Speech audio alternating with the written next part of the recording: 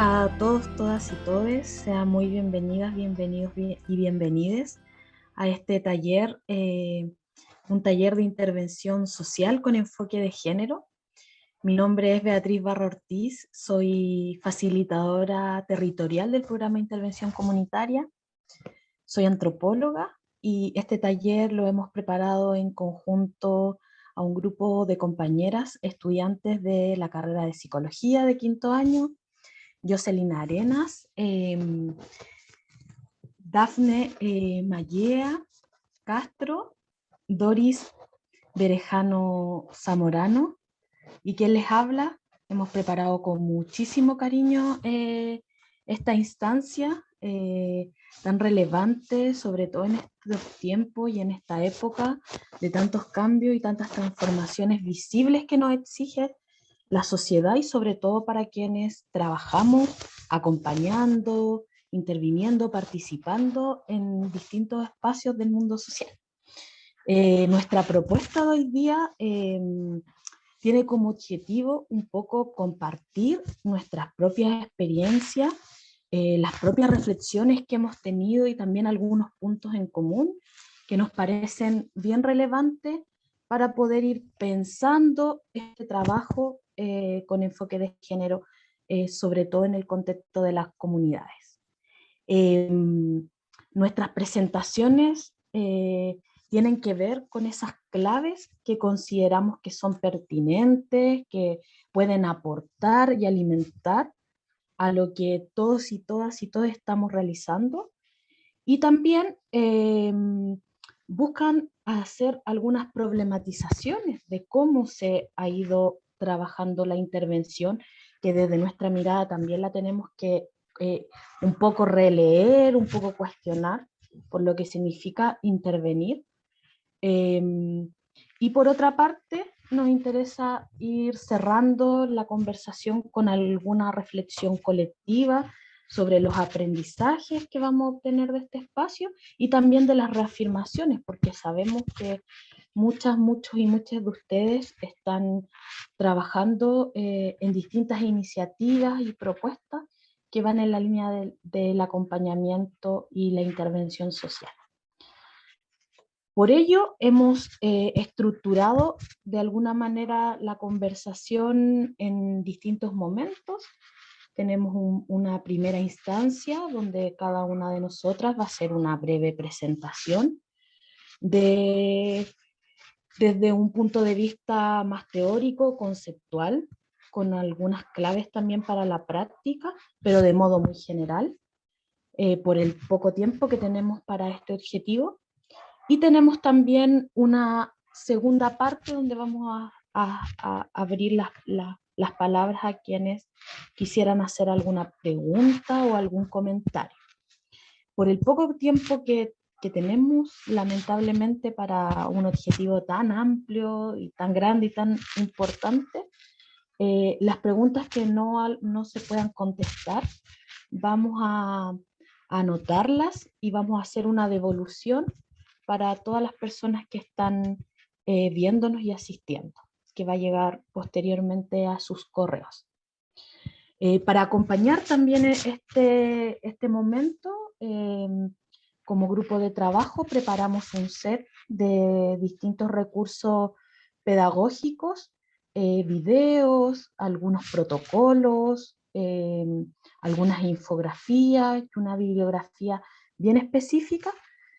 También se las haremos llegar luego del taller, para que ahí aporte y ustedes puedan profundizar en alguna temática o en algún concepto que les haya generado algún aporte o lo consideran interesante para poder ir incorporándolo en su trabajo o hacer alguna reflexión.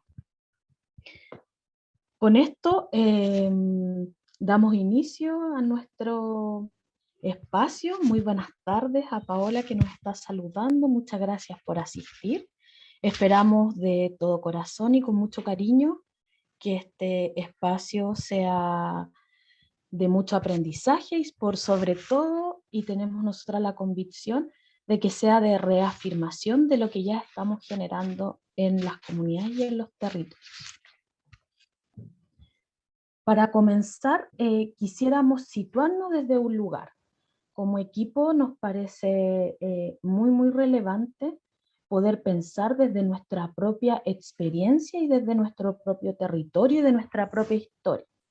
Por eso quisimos iniciar esta conversación a partir de el levantamiento y la problematización en torno a los distintos discursos y a las distintas matrices hegemónicas que existen en América Latina o en el Abya Yala. Adelante, yo sé.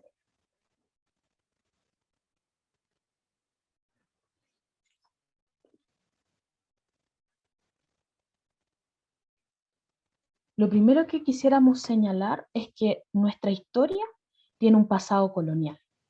Es decir, nuestro territorio tuvo un proceso de colonialismo de más de 3 siglos, que fue muy importante porque nos va a marcar y va a generar ciertas secuelas en nuestras sociedades actuales, en cómo pensamos, en cómo estructuramos nuestra sociedad, en las formas de organización y en los modos de sentir que tenemos como sociedad.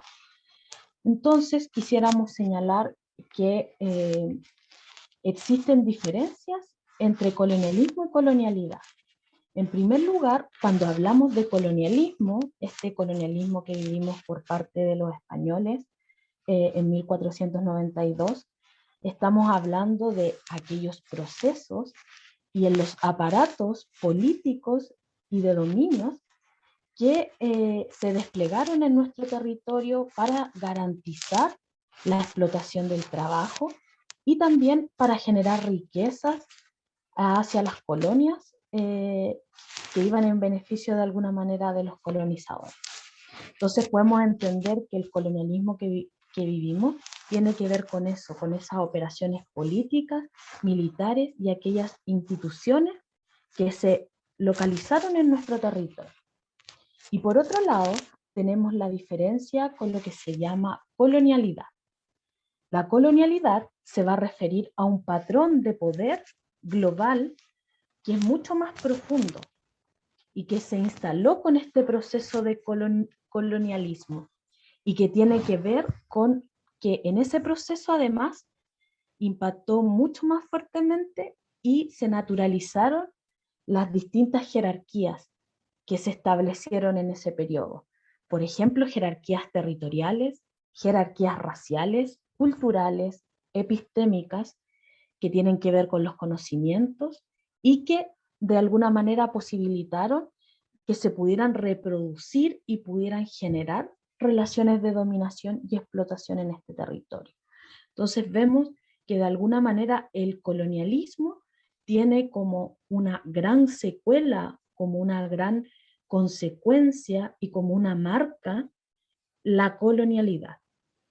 De alguna manera el colonialismo, que duró 3 siglos en América Latina y que desde más o menos desde el 1810 comienzan estos procesos de independencia de los distintos países que buscaron superar el colonialismo, la colonialidad no terminó y continuó, porque fue mucho más allá y nos penetró en todo ámbito. Ya vamos a ver de qué manera esta colonialidad fue penetrando, la fuimos reproduciendo y se ha ido reestructurando a lo largo de estos últimos 2 siglos. Adelante.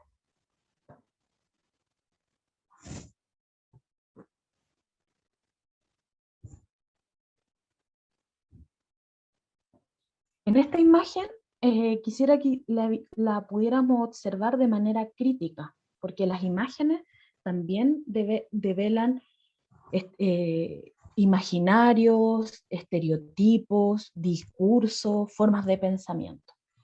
Este es un grabado realizado en el año 1600 por un artista de Bélgica y es un grabado titulado Alegoría al descubrimiento de América.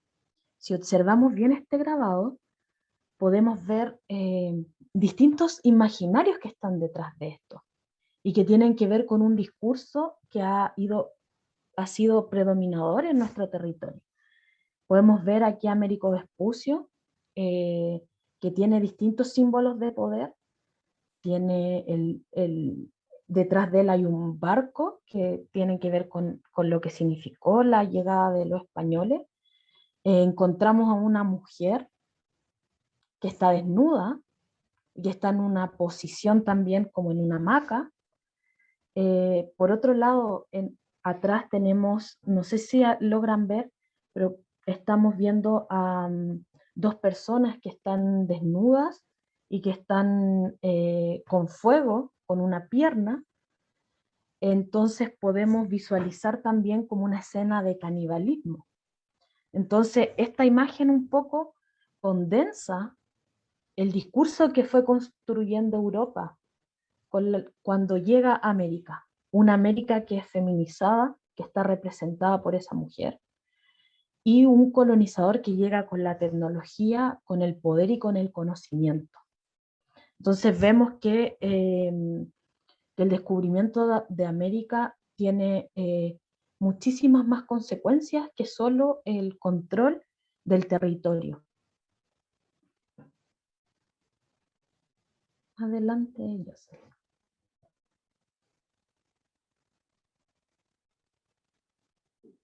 Por eso, para poder partir este debate, esta discusión, es necesario partir desde un lugar.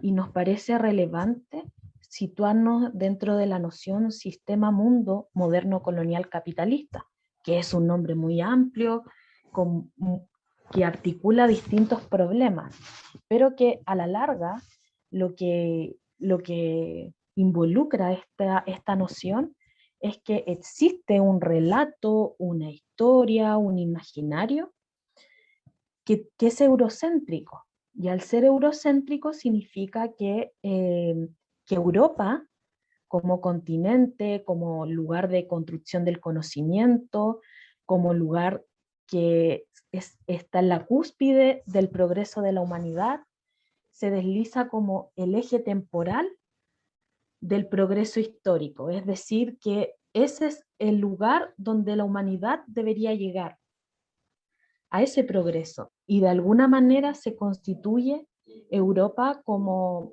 el lugar donde se construye esta historia universal, quedando atrás o quedando desplazados todos los pueblos no europeos que fueron expulsados de esta verdadera historia o de esta verdadera cúspide, y que de alguna manera fueron sumidos y concebidos también negativamente como parte de la barbarie o como parte de la animalidad. Es decir, que ese otro, otre y otra, que no es culturalmente de Europa, sino que es culturalmente dominado, no es capaz de tener su propia historia, sus propias imágenes, sus formas de conocimiento, sus formas de entender el mundo propio, sus propios lenguajes. Y lo que tiene, toda su construcción va a quedar deslegitimada y desvalidada, porque no responde a ese ideal, a ese relato eurocéntrico. Adelante, Jocelyn.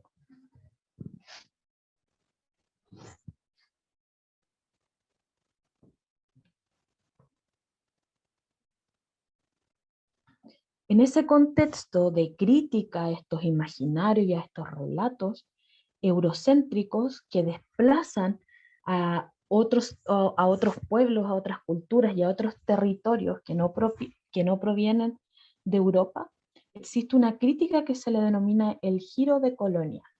¿Qué plantea este giro de colonia? Permite poder hacer una transformación, un cambio o una crítica sobre las condiciones en las cuales se reprodujo el eurocentrismo y se reprodujo esta colonialidad en este sistema mundo, que plantea, en primer lugar, que existen seres humanos que son superiores a otros, lo que se denomina la colonialidad del ser. Por otro lado, hace una crítica a cómo se fue marginalizando e invisibilizando los distintos sistemas de conocimiento. Pensemos que no solo el conocimiento válido es el conocimiento científico, sino que existen muchas formas de conocimiento en el mundo. Y eso se llama colonialidad del saber. Y tercero, se fue jerarquizando a los distintos grupos humanos y a sus lugares a través de un patrón de poder global. ¿Para qué? Para poder hacer una explotación en aras de una acumulación más ampliada que tiene que ver con el desarrollo del capitalismo. Y a eso se le denomina colonialidad del poder.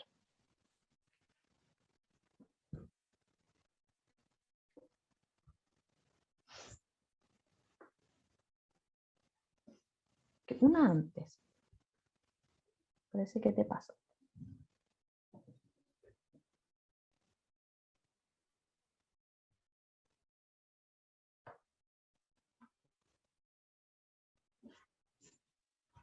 Por otro lado, existe una visión en torno a las diferencias que tenemos que considerar a la hora de hablar de descolonización y decolonialidad. ¿A qué nos referimos con descolonización?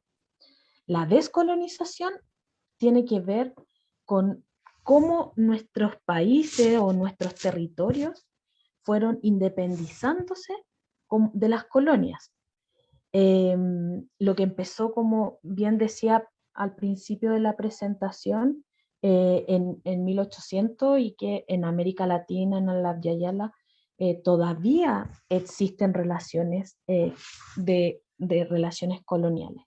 Y por otra parte, tenemos la decolonialidad, que va a intentar poder desmontar o develar este lado oscuro del proyecto de la modernidad, porque se considera que la modernidad y la colonialidad son dos caras de una misma moneda.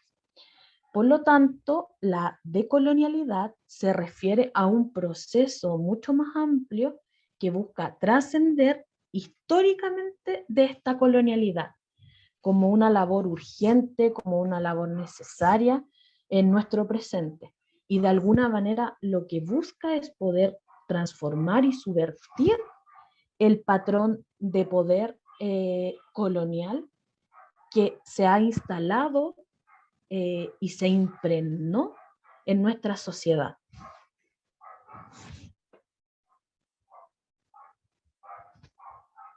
Adelante. En ese contexto, el enfoque decolonial se constituye en una crítica profunda en torno a esta idea, a esta construcción eurocéntrica del mundo que considera a lo otro y a la otra desde como su diferencia, una diferencia colonial y que genera en la práctica una inferioridad de sujetos, de comunidades, de experiencias. Por otro lado, genera una crítica a la historia lineal, porque la historia no es lineal, sino que se puede leer linealmente, pero la historia tiene avance, retroceso, tiene distintos momentos, entonces es caótica, no es algo lineal, no apunta siempre a un progreso, a una cúspide, sino que hay, este enfoque hace una crítica a esa concepción de la historia, también hace una crítica al universalismo de invisibilizar saberes, conocimientos, prácticas, formas de organización, modos de ver el mundo, entre otros. Y también hace una crítica a a un, a un patrón muy relevante que se vincula más adelante con las teorías de género y con la construcción del género, que tiene que ver con los binarismos. Hace una crítica a esta forma de interpretar la realidad, de conocer la realidad, donde pensamos en esta idea de los centros y las periferias, la cultura y la naturaleza como pares que son complementarios, antagónicos, donde uno tiene más jerarquía que otro, como por ejemplo la idea del humano y lo no humano, la idea del civilizado y del primitivo, la idea de la razón y la irracionalidad, y la idea de lo masculino y lo femenino.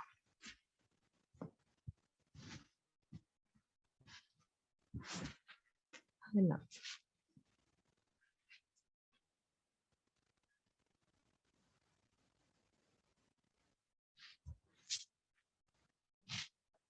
A partir de esta crítica a ese binarismo de lo que es ser mujer, lo masculino y lo femenino, podemos retomar los planteamientos de una feminista decolonial muy relevante y sobre todo que en los últimos años ha sido trascendental para el desarrollo del feminismo decolonial en América Latina y en el Abya Yala, que son los planteamientos de María Lugones. Ella, María Lugones, toma esta concepción de colonialidad del poder y hace una crítica a quienes venían teorizando, principalmente Aníbal Quijano, en torno a esta idea de colonialidad del poder y plantea que dentro también de la colonialidad del poder existe una colonialidad del género. Lo primero que ella nos señala es que en la lógica del pensamiento moderno, eurocentrado, existe una lógica dicotómica, jerárquica, de nuestro pensamiento, que tiene que ver con el pensamiento que es capitalista y colonial, donde los colonizados fueron definidos desde un primer momento, o sea, con la llegada de la colonización, como no humanos. Esa era la línea divisoria, quienes eran humanos y no humanos. Y por otra parte, estas comunidades indígenas, originarias, de personas racializadas, no se consideraban si eran femeninas o masculinas, sino que se consideraban como no humanos, como bestialidades. Esas son las palabras que utilizaban o cómo se entendía, las nociones que traía el colonizador. Entonces, de alguna manera, esta lógica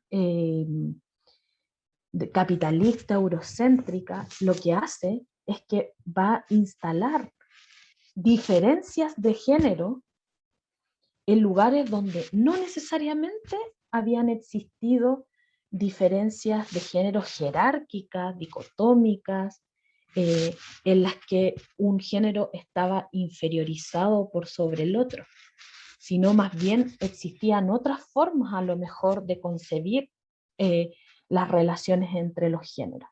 Entonces ella hace una crítica y plantea que se introduce estas diferencias de género con el modelo colonial, por un lado con la inserción de los estados, las políticas, las diferentes estrategias y lógicas que tiene la colonización, y por otro lado de los pactos que se generan entre varones colonizadores y varones que provienen de estas comunidades, y que de alguna manera ahí se va construyendo este sistema de género que es constitutivo de la colonialidad que se genera en nuestros territorios.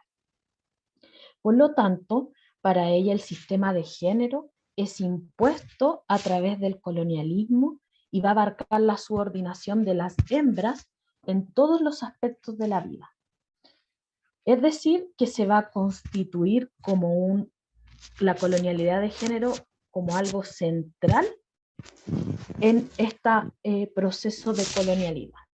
Aquí tenemos una reflexión que hace María Lugones que señala: la colonialidad del género me va a permitir comprender la imposición opresiva y como una interacción compleja de los sistemas económicos, capitalistas, racializantes, con la idea que se construye de raza, y generalizantes que tienen que ver con la construcción de esta colonialidad del género. Adelante.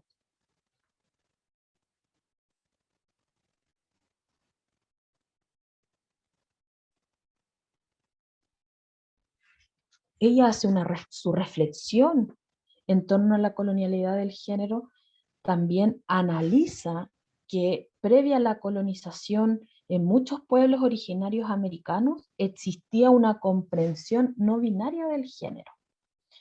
Esto quiere decir que muchas comunidades reconocían positivamente tanto la homosexualidad, que la podríamos entender con nuestra lógica binaria, como también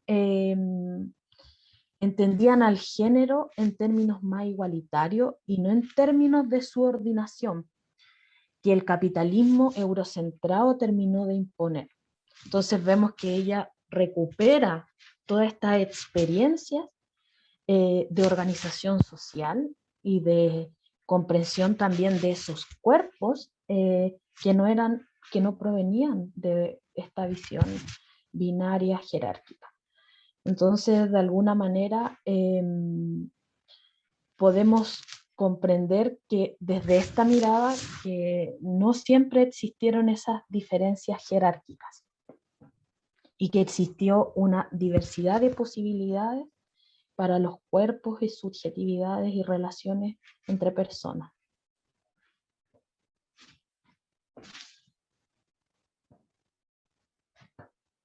Adelante.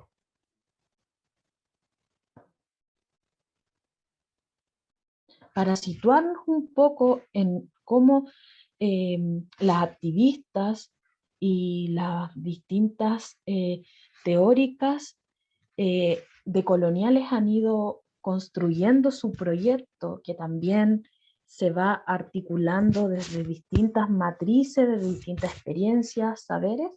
Vamos a ver un video cortito de Ochi Curiel, que es una feminista lesbiana autónoma decolonial, que nos va a contar con sus propias palabras cuáles son algunas de las claves de la propuesta del feminismo decolonial.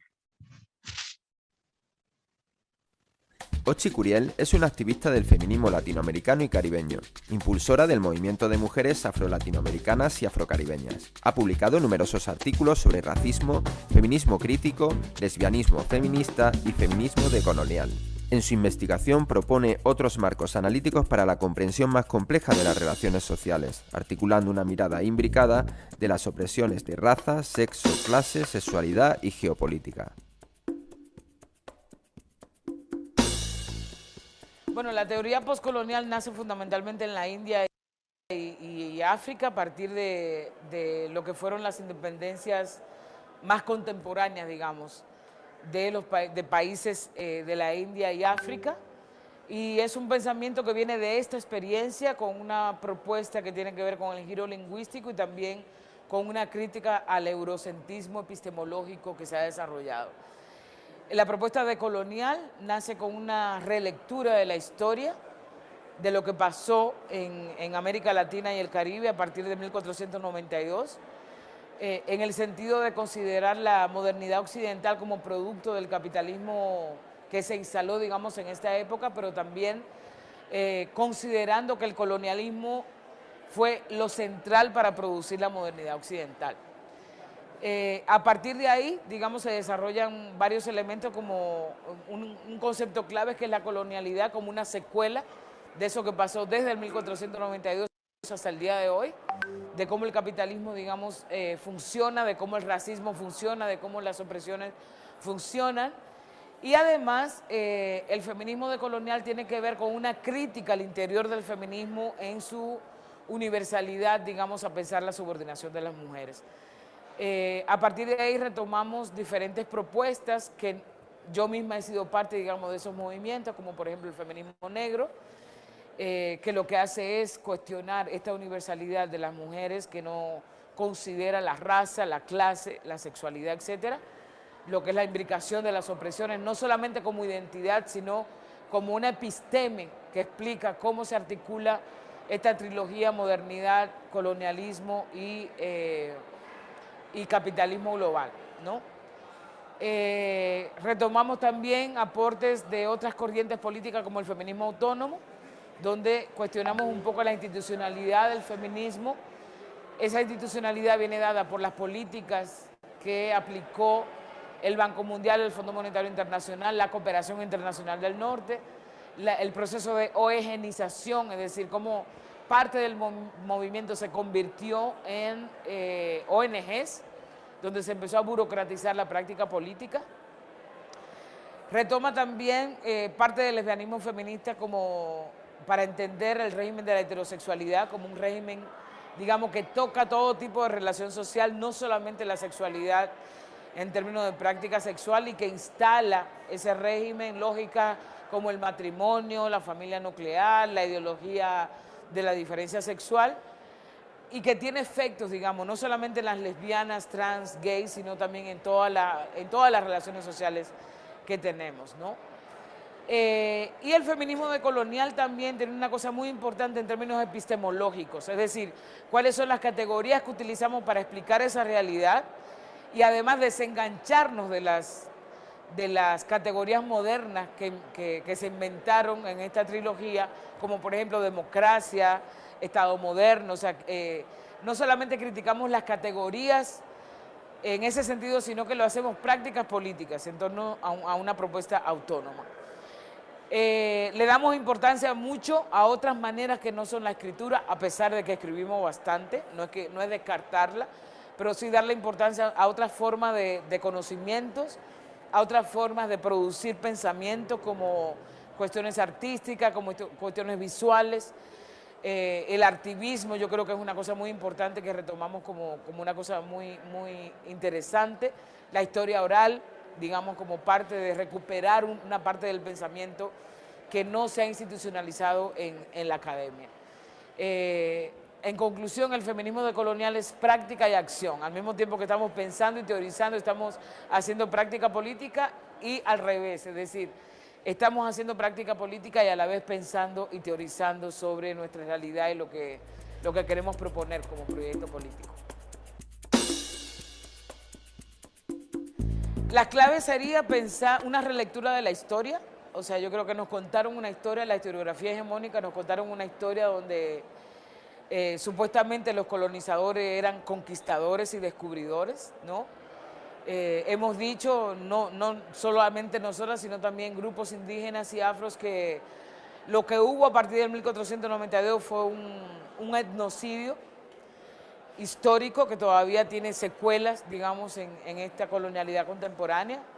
La otra clave es pensar que somos sujetas y sujetos con conocimiento, con experiencia, que son válidas, sea que tengas academia o no tengas, que hay una recuperación, digamos, de los conocimientos. Digo recuperación porque históricamente los pueblos han tenido una serie de conocimientos que no se valoran como conocimiento, precisamente por esa institucionalización del pensamiento y la epistemología, digamos, que se ha instalado en términos occidentales de solamente considerar cierta manera de producir conocimiento que además se asume como neutro, objetivo, etcétera, etcétera, ¿no? La otra clave, como lo dije anteriormente, yo creo que tiene que ver el pensamiento y la acción. Yo no concibo particularmente un feminismo decolonial que no tenga una práctica política. Y últimamente yo creo que lo decolonial y el feminismo decolonial, hay sectores, digamos, que lo han institucionalizado desde la academia, y yo creo que un feminismo decolonial necesariamente tiene que hacer una práctica política colectiva, y que tiene que ser parte de un movimiento social articulado a muchos movimientos al mismo tiempo. Entonces, por un lado, es una crítica a todo lo que significa universalizar, una crítica a categorías estables, modernas, occidentales, a estos pensamientos, digamos, que solamente se asumen como válidos, para proponer un desenganche epistemológico, como diría Star Hall, y al mismo tiempo proponer otras categorías analíticas que nos permitan fortalecer las prácticas políticas en las que estamos inmersas, digamos. Bueno, sí, Gabriel es muy pedagógica y muy clarita para poder plantearnos la visión que han ido construyendo desde el feminismo decolonial, y de alguna manera traerla a este espacio también nos inspira un poco a poder proponer, ampliar nuestra mirada, pensar que nuestras prácticas en las comunidades, en los territorios, son prácticas, son acción que podemos sistematizar, que podemos ir a la vez teorizando, que es totalmente relevante. Y por otra parte, poder considerar este entrecruzamiento de raza, de clase, de género, de sexualidad, de edad, de corporalidades también, de espiritualidades que están presentes en las personas que habitan los territorios, considerándolo desde una manera o una experiencia, un entrecruzamiento en la experiencia individual, en la experiencia colectiva y en la experiencia como comunidades. Y eso nos parece central considerarlo a la hora de generar algún tipo de acompañamiento o alguna práctica que se active dentro de los territorios. Buenas tardes. Antes que todo, saludar y agradecer, por supuesto, esta instancia. Bueno, para dar continuidad a este taller de enfoque de género, no podemos dejar fuera de él la interculturalidad, la interseccionalidad y por sobre todo la importancia que tienen estos dos conceptos en la intervención, ¿cierto? Para comenzar esta pequeña presentación, voy a dejar un video muy cortito, muy fácil, que introduce primero lo multi, lo pluri y lo intercultural, ¿ya? Vamos a ver acá las diferencias que existen entre estos tres conceptos para después profundizar un poquito en el concepto de interculturalidad, que es el que nos importa en este taller.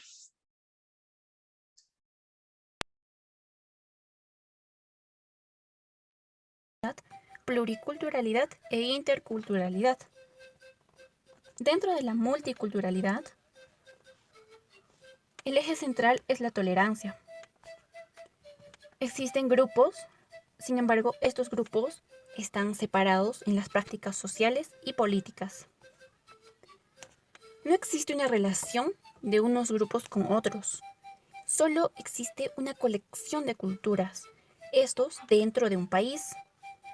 Y las desigualdades se esconden bajo este concepto de multiculturalidad. La pluriculturalidad. A diferencia de la multiculturalidad, los grupos culturales conviven en un espacio territorial, se da la convivencia de culturas, sin embargo, esta convivencia no es profunda y equitativa. Tenemos la interculturalidad. La interculturalidad busca impulsar el intercambio social, político y comunicativo, una socialización profunda con equidad. Se confrontan las desigualdades, se da el intercambio cultural, permite construir espacios equitativos. Existen dos tipos de interculturalidad, la interculturalidad funcional y la interculturalidad crítica. La interculturalidad funcional consiste en el diálogo intercultural, promueve el diálogo, el discurso, pero no toca las injusticias a profundidad, no soluciona las asimetrías. La interculturalidad crítica busca acabar y suprimir aquellas injusticias. A diferencia de la funcional, esta se basa en hechos y acciones y soluciona las asimetrías. En síntesis, la interculturalidad funcional consiste en el diálogo, en las palabras, teórico, pero interculturalidad crítica se basa en los hechos, en las acciones. Entonces, en síntesis, ¿cuál es la diferencia entre la multiculturalidad, pluriculturalidad e interculturalidad? La multiculturalidad consiste en un grupo de culturas que habitan dentro de un país, pero estas no tienen o no establecen relaciones de equidad entre las personas. En cambio, en la pluriculturalidad sí se da esta convivencia. Sin embargo, no es del todo equitativa. En cambio, en la interculturalidad, en acá sí se busca la equidad, la igualdad entre todos, sin diferencia alguna.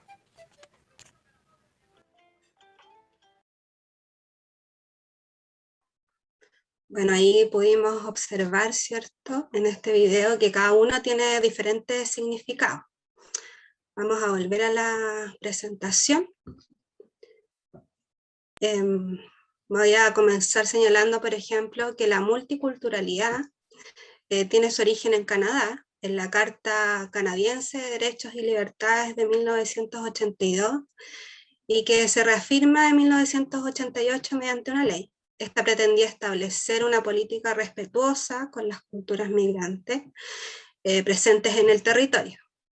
Pero la multiculturalidad igual es entendida como múltiples culturas que existen dentro de un determinado territorio, puede ser local, regional, nacional, incluso internacional, sin que necesariamente tengan relación entre ellas, ya que no se proponen situaciones de intercambio.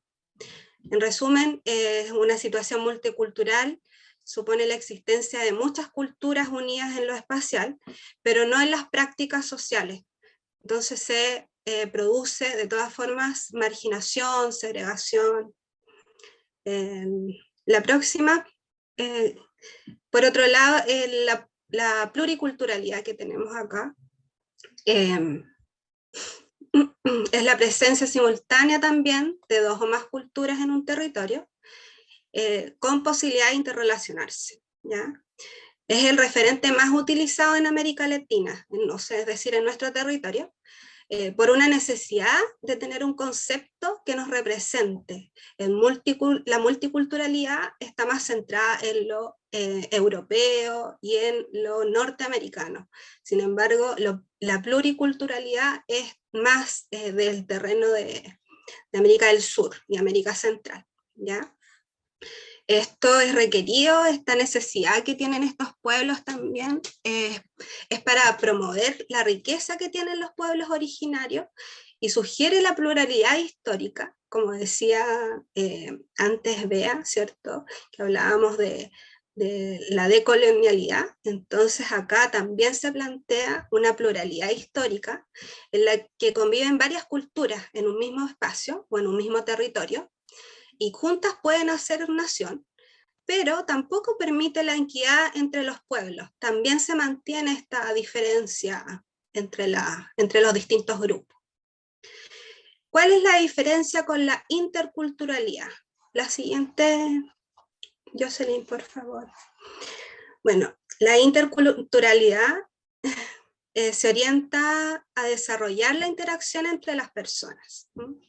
Acá tenemos conocimientos y prácticas culturales con una interacción que reconoce y que parte desde las asimetrías sociales, de las asimetrías económicas, políticas y de las asimetrías de poder. Entonces, de estas condiciones institucionales que limitan la posibilidad de que otro pueda ser considerado como sujeto, con identidad y con saberes propios. Entonces la interculturalidad promueve el encuentro y la comunicación entre estas diferentes culturas para poder contrastar y aprender mutuamente, ¿ya? Acá sí se reconoce y además se valora la diferencia. Eso es lo importante de la interculturalidad y lo que la diferencia con las anteriores, ¿ya? Sin embargo, la interculturalidad presenta tres formas distintas. La siguiente, José. Vamos a analizarla desde la perspectiva que tiene Catherine Walsh. Ella presenta tres aspectos. El relacional, ¿ya? Que acá lo vemos que en realidad es un intercambio entre culturas. El funcional, que esta es una interculturalidad descrita por Walsh como la que está al servicio del sistema socioeconómico actual. Es decir, está al servicio del sistema neoliberal.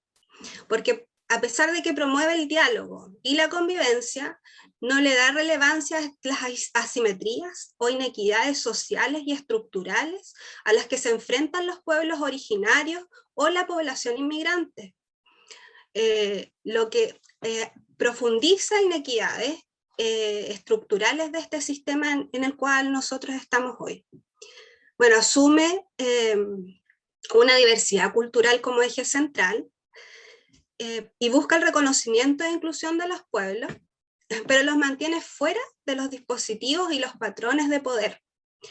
Entonces, no se les permite entrar en la institucionalidad, en este modelo estructural, ¿ya? Por lo que se mantiene la asimetría que beneficia al orden establecido, ¿cierto? Como decíamos, a este sistema socioeconómico que hoy maneja la mayor parte del mundo, ¿cierto? Y perpetúa las desigualdades, la inequidad, incluso la segregación entre las mismas comunidades que viven dentro de un territorio, ¿ya? Por el contrario, la interculturalidad crítica no es funcional al modelo social vigente, sino que cuestiona seriamente lo que él propende. Entonces, parte del problema es el poder y el patrón de racialización y la diferencia que ha sido construida en función de ello, porque es una construcción que va desde la gente que ha sufrido un sometimiento históricamente y una subalternización, perdón. Entonces, la interculturalidad crítica ve como parte del problema este sistema estructural, colonial, racial, y busca la transformación de las estructuras institucionales y la transformación de las relaciones sociales mediante la construcción de condiciones radicalmente distintas. La interculturalidad crítica es una práctica política que genera una nueva forma de construir una relación entre los pueblos, entre las comunidades y entre las personas mismas. Es muy distinto a las que revisamos anteriormente, ¿cierto? A la multiculturalidad, pluriculturalidad y a las interculturalidades que presenta Walsh en sus estudios. Porque estas anteriores, la interculturalidad crítica no se limita solamente a las esferas políticas, sociales y culturales, sino que también se cruza con las del saber, las del ser y las de la vida. Es decir, se preocupa también por la exclusión, por la negación, por la subalternización ontológica y epistemológica de los grupos y los sujetos racializados, y las prácticas donde se han deshumanizado, ¿cierto? Y se han subordinado sus conocimientos, como vimos anteriormente en este proceso de colonización. Entonces, algunos sectores se privilegian con esto y naturalizan diferencias y ocultan estas desigualdades que se estructuran y que se mantienen y mantienen esta condición social, ¿cierto? Donde unos están por sobre otros. Bueno, además se preocupa de los seres y del saber de resistencia, las que persisten a pesar de la deshumanización y de la subordinación de los pueblos y de muchas culturas. Por otra parte, vamos a ver ahora la interseccionalidad.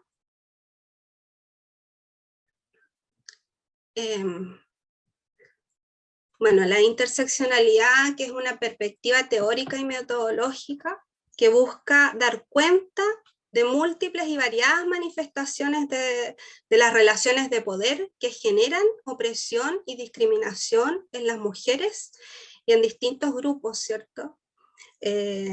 Sexuales. El concepto fue introducido por feministas afroamericanas, quienes comenzaron a plantear no solamente esta desigualdad por el género, sino que otras desigualdades como que ponían en desventaja a las mujeres, ¿ya? Y que estaban acá, por ejemplo, la raza y la clase social.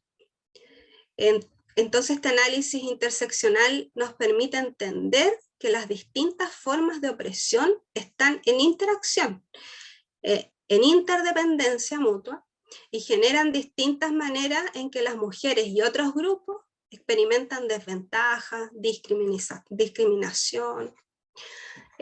Kimberly Crenshaw fue la que acuña el concepto, y ella nos permite observar cómo se cruzan estas diferencias étnicas, de clase, económicas o de identidad en mayor o menor opresión hacia las mujeres y a la diversidad sexual.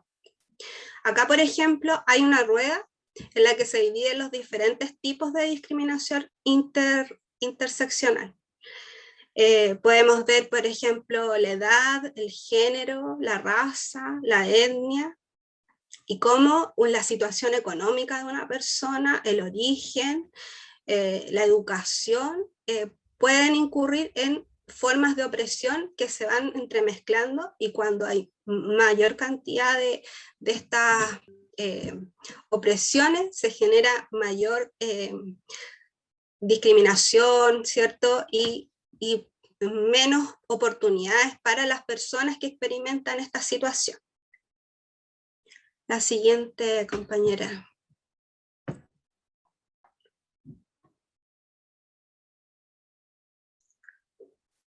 Bueno, aquí ya vimos un poco lo de interseccionalidad, ¿cierto?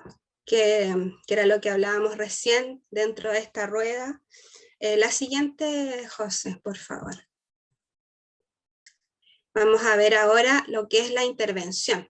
Bueno, quienes estudiamos y trabajamos en ciencias sociales conocemos el sentido que tiene la intervención, ¿cierto?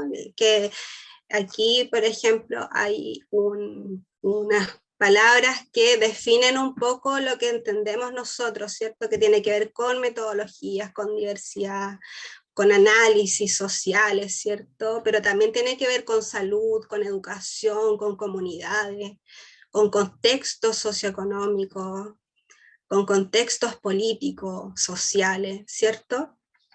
Entonces, en el fondo, la intervención es una acción que se realiza en un colectivo, en un grupo, en una comunidad, incluso en una persona, que busca la transformación, busca generar cambio social o individual, y se da en cualquier situación concreta y en distintos ámbitos. Como les mencionaba, puede darse en el ámbito de la educación, en el ámbito de la salud, en los distintos contextos sociales, en distintas comunidades, y responde a necesidades problemáticas sociales a las que tratamos en esta jornada. Acá, por ejemplo, estamos presentes hoy en una actividad, en una intervención donde estamos compartiendo saberes, ¿cierto? Democratizando el saber, lo que nos hace también un espacio para poder intervenir y también traer todo lo que el enfoque de género y toda la perspectiva feminista está generando, ¿cierto? De repente muy, muy lejano en las academias, y que hay que bajarlo, hay que traerlo al cotidiano, ¿ya? La siguiente lámina, por favor, José. Bueno, acá puse unos ejemplos de intervención. Esta es una foto de la universidad que tiene un programa, ¿cierto?, de intervención. Quienes están en la universidad saben que tenemos un programa nosotros en la Universidad de Intervención Comunitaria, donde se trabaja con distintos barrios, ya se va a los barrios, se conversa y se levantan, los mismos barrios son quienes levantan las necesidades, ¿cierto? Y mediante el diálogo se pueden generar distintas instancias para transformar las problemáticas, pero nacen desde los barrios, ¿ya? No es algo directivo, no es algo jerárquico, sino que es algo democrático, donde todos los barrios son los que levantan sus propias necesidades, ¿ya? Para profundizar un poco, para poner en práctica en realidad estos conceptos de los que hablé un poco en esta presentación, acá puse a Elisa Loncón, que es nuestra presidenta de la convención hoy en día, y a la Machi Francisca Linconao, que trabajan, bueno, ambas trabajan en la convención, ¿cierto? Están trabajando para dar espacio y énfasis a todas estas culturas que han sido puestas en un nivel inferior. Entonces, su trabajo es súper importante en este momento, y porque quieren llevar la interculturalidad a lo político, ¿cierto? A estas estructuras de poder a las cuales no estamos acostumbrados que lleguen a veces pueblos originarios o personas inmigrantes. Entonces, la labor que ellas están realizando hoy día es sumamente importante porque están tratando de construir una constitución que sea plurinacional, o sea, que las leyes también le permitan a las culturas distintas que convergemos en este territorio tener las mismas oportunidades, tener el mismo acceso. Así que ese es un trabajo también de interculturalidad que están teniendo estas representantes en la nueva convención. La siguiente, compañera.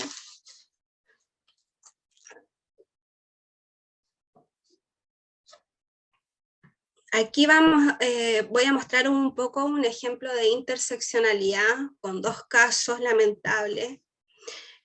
Por un lado está Joan, quien por ser mujer pobre, ¿cierto?, negra, inmigrante, que además no habla el idioma, sufre una discriminación que concluye en su asesinato, ¿ah? Y que lamentablemente la justicia no ha sido capaz de dar una respuesta o darle satisfacción a los familiares, ¿cierto?, porque su causa fue cerrada, porque incluso hay varias organizaciones que están prestándoles ayuda para reabrir la causa, porque acá, como vemos, hay múltiples factores que influyen en que haya esta discriminación y esta,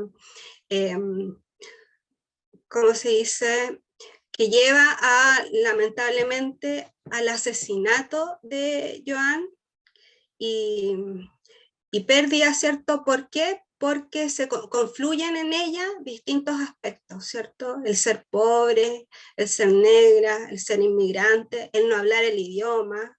¿Ah? Y por otro lado, tenemos también el caso de Daniel Zamudio, ¿ya? Que por su identidad sexual y por su orientación, ¿cierto? Y además también acá ¿cómo podemos apreciar la interseccionalidad en él? También porque su situación económica era como cualquiera, o sea, no venía de una élite, no tenía poder. Entonces también esto confluye en generar una discriminación interseccional que termina con el asesinato también de Daniel Zamudio.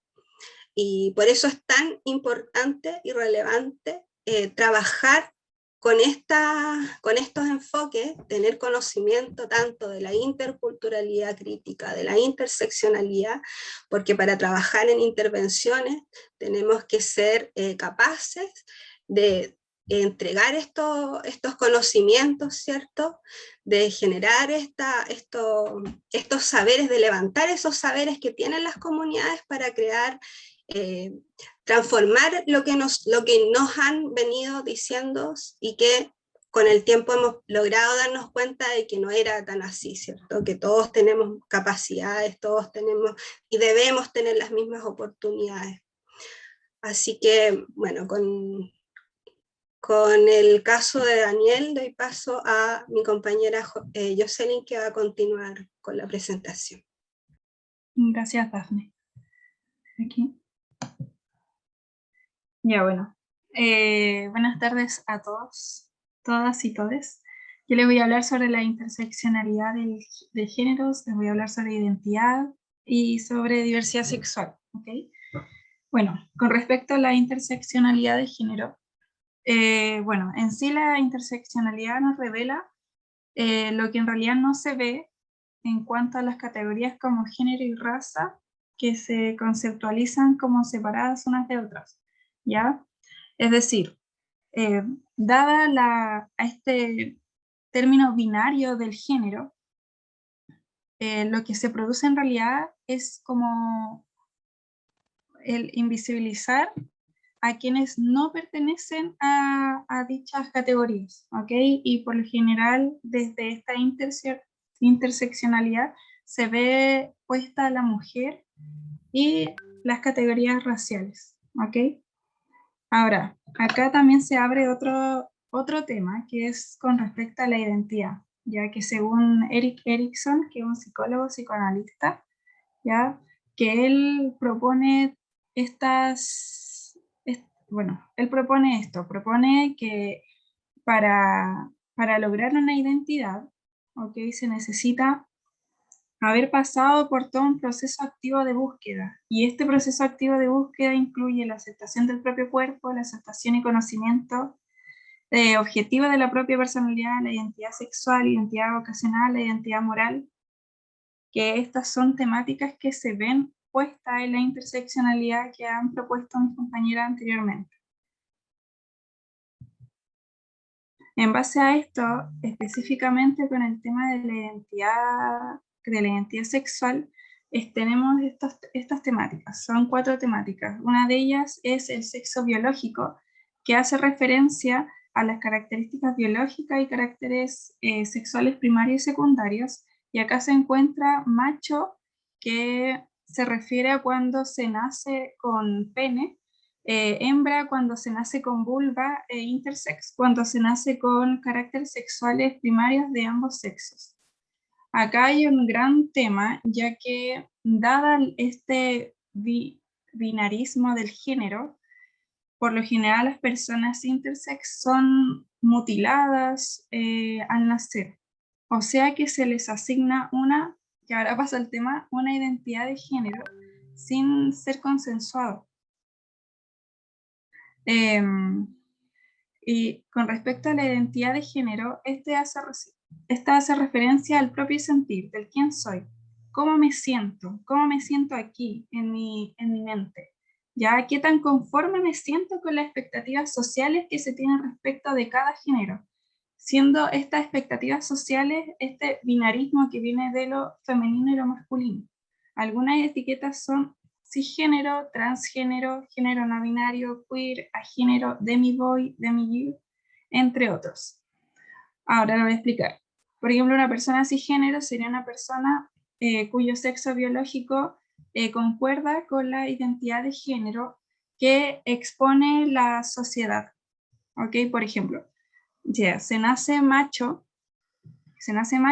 y además yo me siento conforme con el género que me establecieron, que fue masculino. ¿Por qué le digo que el género que me establecieron? Porque por lo general, cuando las mujeres quedan embarazadas, no sé, le dicen, oh, es niño. Enseguida primero entra un color en particular que es el azul, ¿ya? Y aquí empieza el cuestionamiento de lo que se estamos haciendo desde el embarazo en realidad es asignarle un género al bebé, ¿ya? Entonces esto viene desde antes de nacer. Entonces, desde esa perspectiva nacen esta etiqueta. Transgénero sería una persona que el sexo biológico no concuerda con la identidad de género que siente de sí mismo. Una persona de género no binario quiere decir que esta persona en realidad no se siente conforme ni con el género femenino ni masculino, pero va variando entre ambos. No así como el género fluido, que no lo puse ahí, que el género fluido en realidad se siente cómodo con ambos géneros, pero va fluyendo entre ellos, ¿ok? No es un día, no es ni uno ni el otro, sino que es más bien un fluir en ambos géneros.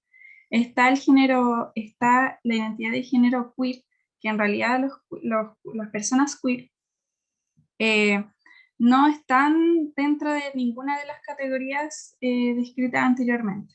¿Okay? No es ni femenino, ni masculino, ni transgénero, ni agénero, ¿okay? Es algo que es un género que sobresale y que va más allá de las categorías que están establecidas socialmente. Están las personas de género, que son las personas que no se sienten identificadas con ninguno de estos dos géneros binarios. Están las personas demiboy, que en realidad se sienten parcialmente, por ejemplo, como un hombre. Están las personas demigirl, que se sienten parcialmente como una persona mujer, que obviamente está situado dentro de lo femenino y lo masculino. Está la expresión del género, que es el cómo demostramos lo que somos. Algunas de las etiquetas son andróginos, que esta expresión de género en realidad va variando.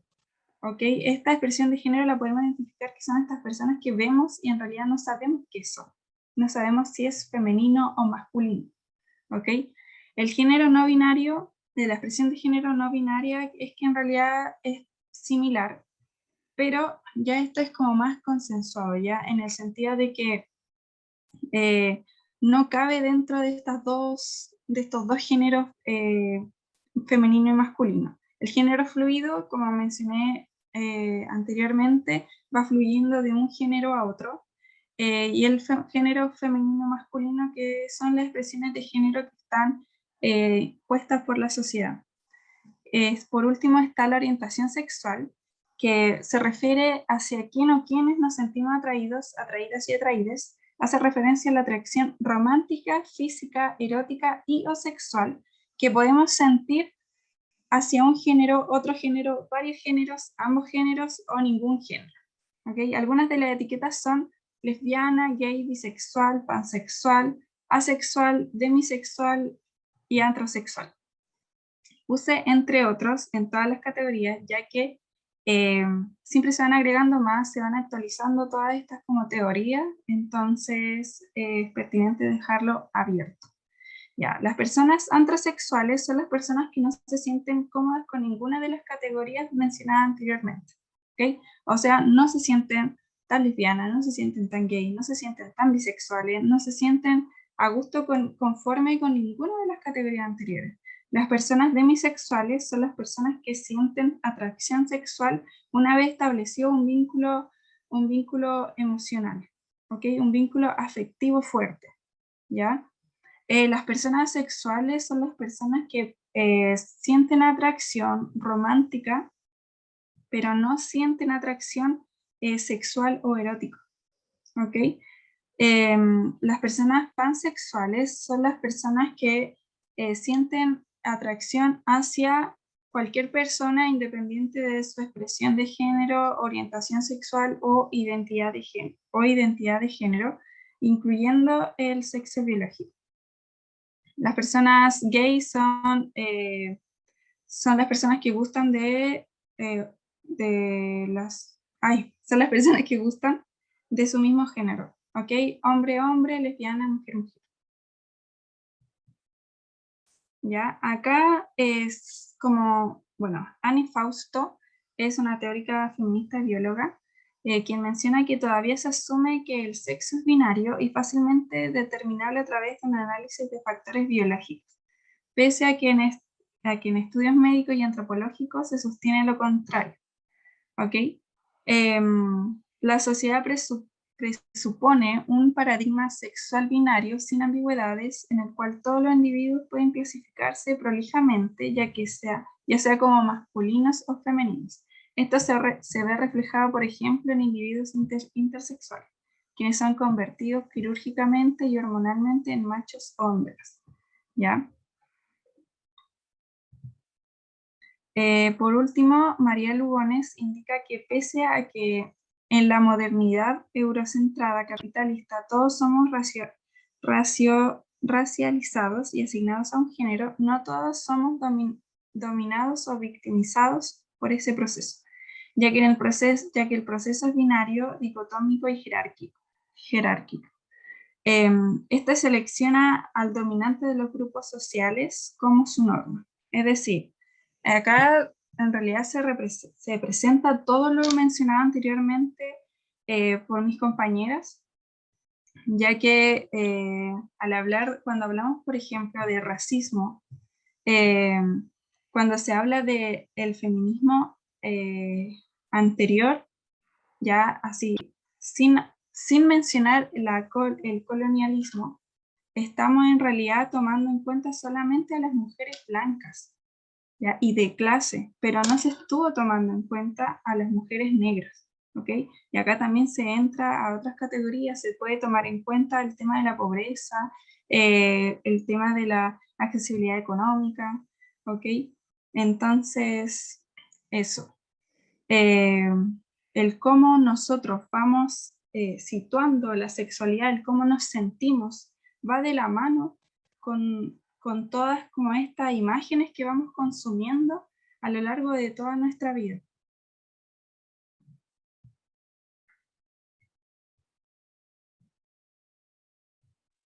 Ahora paso, va a comenzar a hablar mi compañera. Sí. Hola, ¿se escucha? Sí. Sí. Bueno, mis compañeras han hablado de varios conceptos, varios ejemplos bastante concretos con respecto a un montón de factores que inciden en la discriminación. Entonces, ¿por qué es tan importante evidenciar estos factores?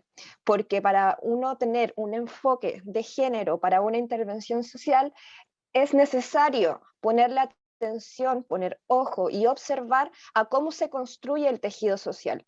En ese sentido, la discriminación parte de muchas formas, como decían mis compañeras, desde la colonización, desde lo cultural, desde lo sexual, etcétera. Educacional, de clase, y esas discriminaciones al final lo que van haciendo son discriminaciones del punto de vista negativas, y esa discriminación negativa conlleva a que se genere una violencia. Ahora, las violencias son formas que se dan en la sociedad y que han sido como evaluadas y avaladas por un sistema que es patriarcal, que es hegemónico, que es cisgénero y que jerarquiza todas este tipo de categorías sociales y etiquetas.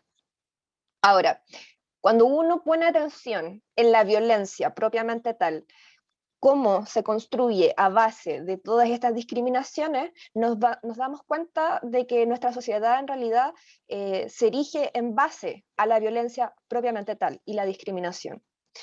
Por lo tanto, con un enfoque de género y con un enfoque también de derechos humanos, es necesario generar alternativas e intervenciones que promuevan un derecho de una vida libre de violencia, es decir, que no existan estas discriminaciones y que no existan estas violencias. De esa forma, poder lograr equidad y poder lograr un poco de compensación ante años y siglos de violencia sostenida y sistemática que se ha erigido a partir de la sociedad como tenemos construida. Para entender un poco el enfoque desde los derechos humanos y por qué el enfoque de género también es un enfoque de derechos humanos, tenemos que entender la discriminación. Bueno, según la Corte Interamericana de Derechos Humanos, que es la cual tiene la jurisprudencia en nuestro país, define la discriminación como toda distinción, exclusión, restricción o preferencia que por acción u omisión, con intención o sin ella, no sea objetiva, racional ni proporcional y tenga por objeto o resultado obstaculizar, restringir, impedir, menoscabar o anular el reconocimiento, goce o ejercicio de los derechos humanos y libertades, cuando se base en uno o más de los siguientes motivos: origen étnico o nacional, color de piel, cultura, sexo, género, edad, discapacidades, condición social, económica, salud, jurídica, religión, apariencia física, características genéticas, situación migratoria, embarazo, lengua, opiniones, preferencias sexuales, identidad sexual, filiación política, estado civil, situación familiar, responsabilidades familiares, idioma, antecedentes penales o cualquier otro motivo.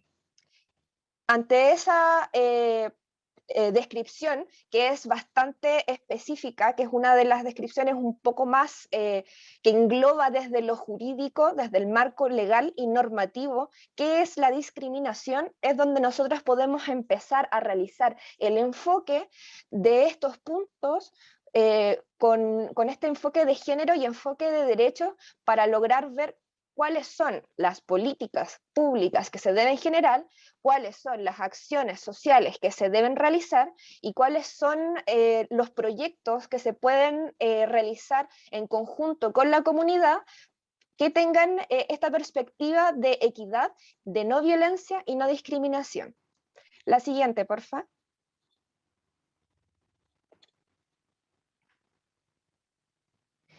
Bueno, como les estaba comentando, la discriminación tiene dos grandes ejes. Se puede definir de manera técnica y tiene sus elementos. Como les estuve comentando un poco, la violencia y la discriminación propiamente tal, no toda la discriminación es negativa, pero sí es negativa cuando sí es una conducta de desprecio que se funda por un tema cultural, por sistema, un tema social, y que va en contra de personas o grupos de personas. Y esto ya va a base de prejuicios que son negativos, son estigmas sociales, por los anteriormente dichos. Van relacionadas también a una desventaja que es inmerecida, es decir, hay un estatus de poder, hay un estatus que no es equitativo.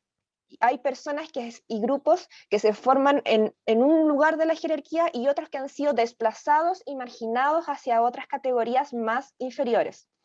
Este efecto puede ser intencional o no, pero daña sus derechos y libertades fundamentales. Los elementos que tiene la discriminación tienen que ver con la distinción, la exclusión y todas estas conductas que van incitando o conducen todas las acciones que coartan los derechos y libertades fundamentales.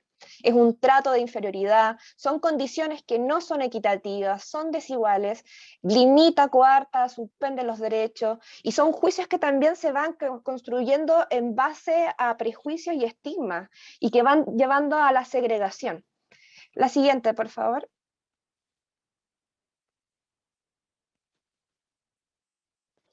Bueno, primero, como para englobar un poco el tema de la violencia, nuestro país está bastante atrasado con respecto a lo que es la ley sobre el derecho de las mujeres a una vida, a una vida libre de violencia.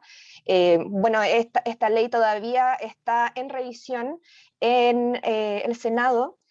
Y es muy importante entenderlo porque si desde lo normativo, desde lo legal, desde el Estado, que también lo que se está construyendo en la Convención Constitucional en estos momentos, no se erigen estructuras y políticas que sean claras con respecto a cómo se estructura la violencia, la discriminación y cuáles es las normativas y protocolos para poder tener un margen de acción.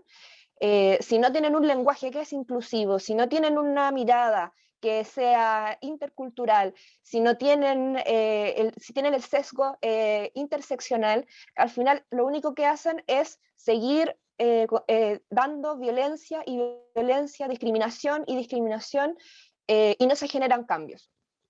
Acá podemos ver un poco lo que es las violencias contra las mujeres y esto también es un material que ustedes van a tener donde se representan los tipos de violencia y los ámbitos de violencia. Esto va en la normativa legal, es decir, esto es lo que legalmente se entiende como violencia. Y tenemos la violencia física, simbólica, sexual, institucional, psicológica, política, económica, laboral, indirecta.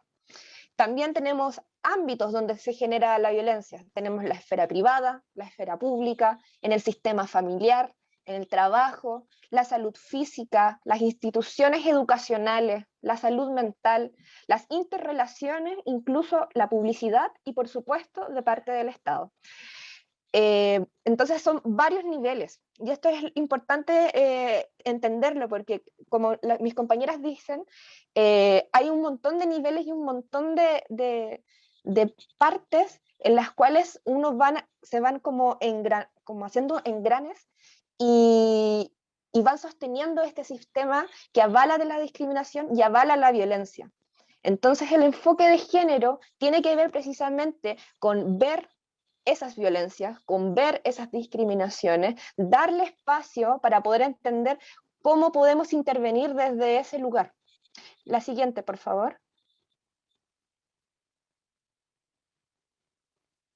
Y en ese sentido, lo que hemos estado conversando también requiere un poco unos tips que es precisamente esto, interiorizarse con estos conceptos, ya que al observar, al entender, al leer cómo se construye el tejido social desde estas desigualdades, desde estas violencias y desde la discriminación, podemos generar una reflexión que sea crítica, pero por sobre todo de que tenga alturas de miras con respecto a desde dónde nosotros y nosotras nos ponemos con el discurso desde la intervención y desde dónde la construimos también.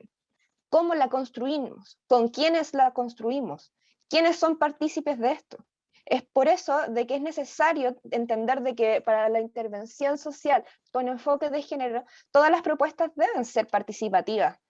No solamente se generan desde un espacio en el cual uno, desde el colonialismo, viene y se instala diciendo esto es mejor para ti, sino que también tiene que haber una lógica de poder observar de manera crítica cómo nosotros como agentes y agentas y agentes interventores sociales, de alguna forma, con una crítica en esa reflexión, nos instalamos en el territorio y en las comunidades.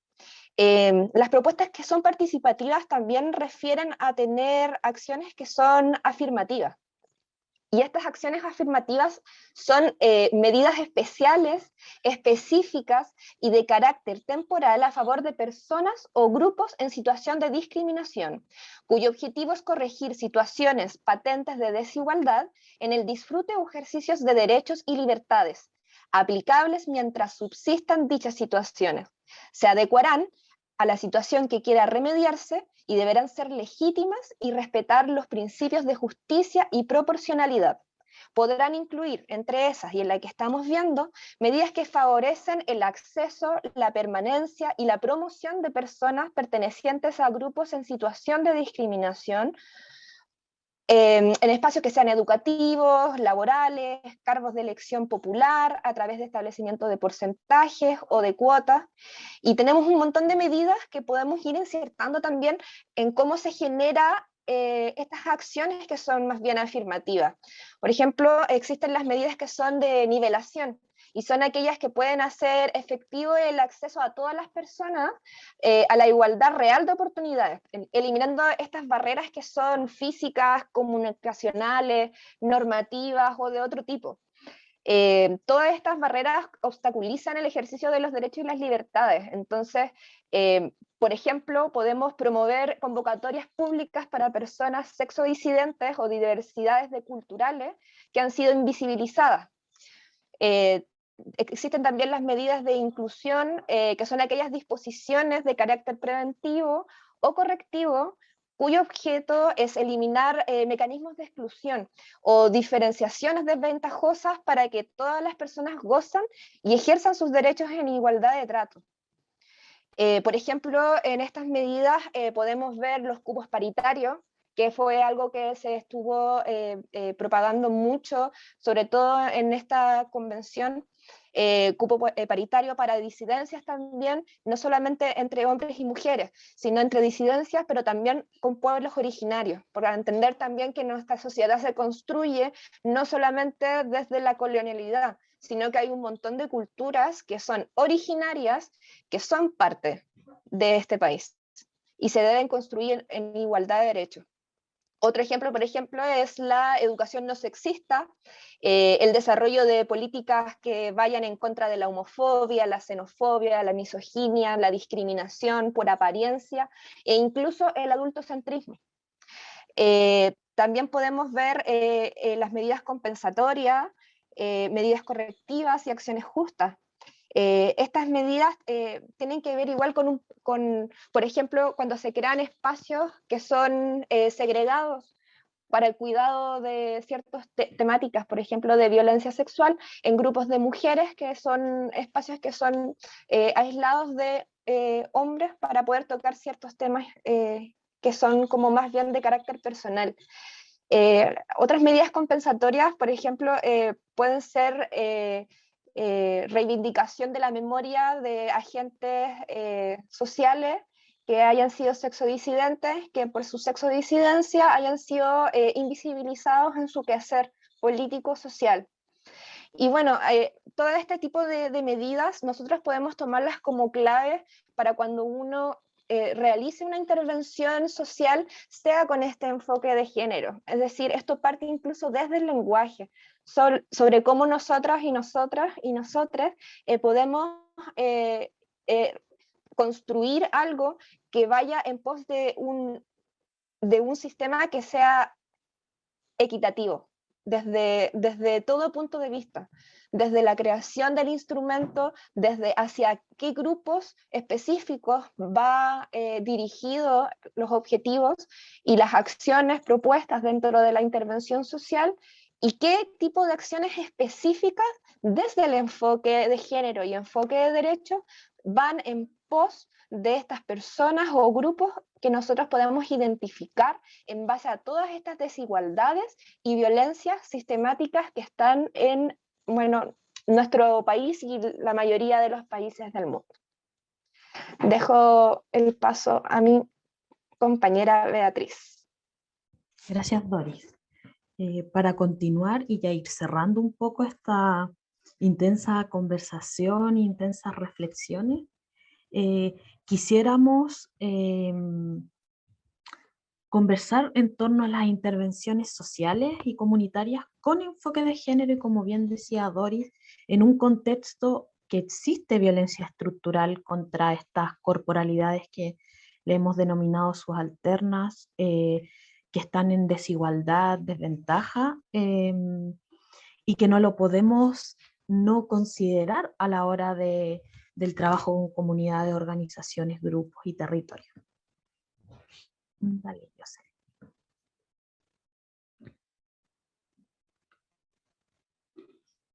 Otra de las discriminaciones también importantes y a veces no muy visibilizadas cuando hablamos de enfoque de género, porque tradicionalmente se equipara enfoque de género con la realidad de las mujeres, que si bien es cierto es totalmente relevante e importante, también consideramos que la diversidad o las disidencias sexuales son un grupo históricamente discriminado, excluido, etcétera, que ha sido criminalizado, castigado por leyes, por las iglesias, por el patrón de género binario, etcétera.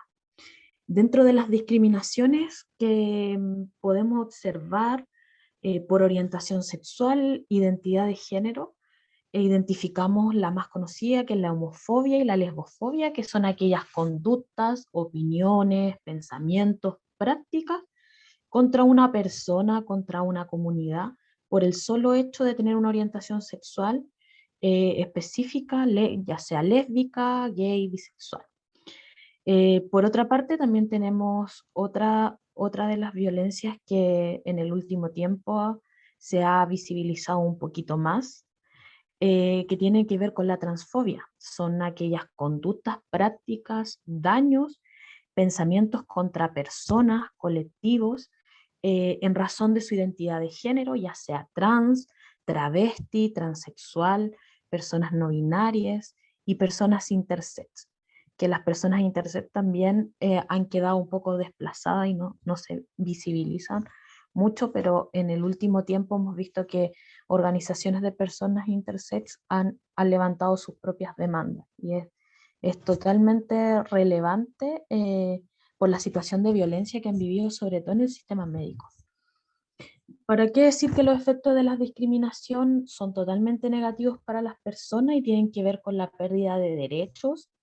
Tienen que ver con la segregación, la pobreza, la falta de oportunidades, la condena a vivir una vida en violencia estructural, y en casos extremos la discriminación genera el perder la vida, los asesinatos o los llamados crímenes de odio. Adelante.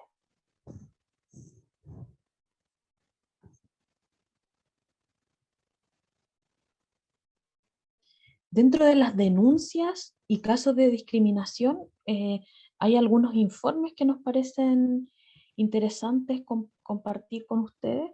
Primero, en más de 70 países se condenan algunos actos sexuales de personas del mismo sexo y tienen penas de prisión. Actualmente en 5 países del mundo te pueden condenar a pena de muerte por el solo hecho de ser homosexual o lesbiana, según el primer reporte de derechos humanos de personas gays y lesbianas que realizó las Naciones Unidas.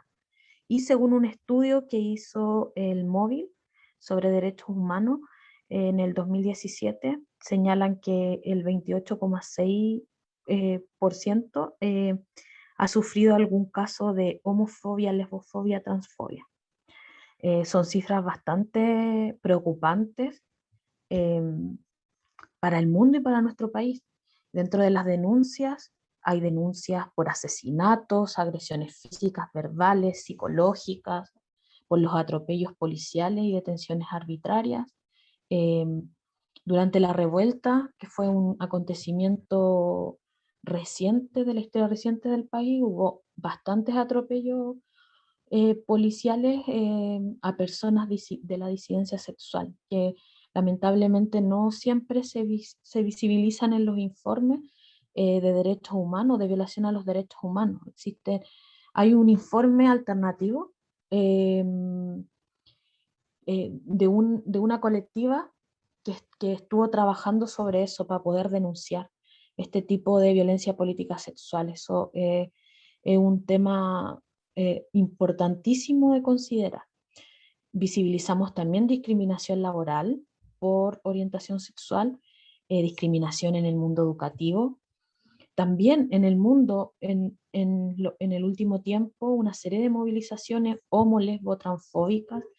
Hay discriminación y exclusión institucional a través de falta de leyes, a través de falta de normativas, ciertas reglas.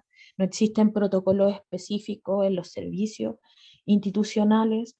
Hay discriminación comunitaria, que eso también nos parece preocupante. Esta discriminación se origina tanto en las familias, en los grupos de amistad y en los vecinas, vecinos, vecines.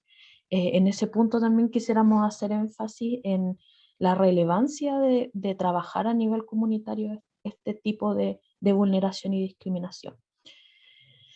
También vamos a encontrarnos con declaraciones homofóbicas y transfóbicas que hay en las redes sociales, en distintos contextos, y la discriminación en los medios de comunicación y la cultura, que se expresa también en los estereotipos, en los abordajes de la violencia y los crímenes de odio, en los argumentos que tienen para señalar cómo se vivencian estas situaciones. Adelante.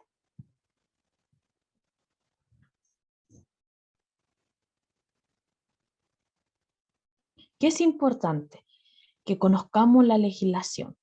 Por un lado, existen diversos tratados internacionales de derechos humanos, de derechos de niños y niñas. Nos interesa mucho también visibilizar esta problemática en la niñez y la juventud, que muchas veces queda como desplazada también de los mismos análisis que hacemos en torno a la diversidad y disidencias sexuales. Al conocer la legislación actual chilena, podemos identificar la ley 20.536, que es la ley de violencia escolar, que la sanciona. También tenemos la ley 20.609, que es la ley conocida como la ley Zamudio, producto de este crimen de odio contra Daniel Zamudio, que busca proteger a la persona de discriminaciones arbitrarias. Tenemos la ley de la inclusión laboral, de la inclusión escolar, que también considera como factor importante la orientación y la identidad de género de los estudiantes. Tenemos la circular 768, que es una circular que promueve el Ministerio de Educación, en la que propone distintas orientaciones sobre niños, niñas y niñas y estudiantes trans en el ámbito de la educación. El 2017 se aprueba las orientaciones específicas que tienen que ver con la niñez trans. Son orientaciones específicas que tienen que cumplir los colegios para poder tener estudiantes que sean trans y que se les garanticen sus condiciones de dignidad, como por ejemplo que se reconozca su nombre social, al referirse a ella, que se reconozca su nombre social en sus notas, en los documentos, en el libro de clases, el derecho también a poder elegir al baño que se siente más cómodo, el derecho también a que sus profesores y profesoras reciban capacitación en materia de inclusión y de diversidad y de personas trans, entre otras medidas relevantes para la estancia con mayor dignidad de la niñez trans. Y ya en el año, en la ley 21.120, que es la ley de identidad de género, que permite el cambio de nombre social el cambio de nombre legal por el social, o el sentido de las personas trans. Esto es muy importante que lo podamos conocer porque van a ser una herramienta fundamental para poder socializar en los espacios comunitarios, donde muchas veces los espacios comunitarios y sociales tenemos recibimos algunas situaciones complejas en torno a la relación con las instituciones. Actualmente también existen organizaciones de diversidad, disidencia y personas trans que están proyectando un plan nacional de salud trans con enfoque de derechos humanos, que están en proceso y en construcción. Han tenido algunas reuniones con instituciones como FONASA, para tener una salud que sea más pertinente en relación a la identidad de género. Adelante.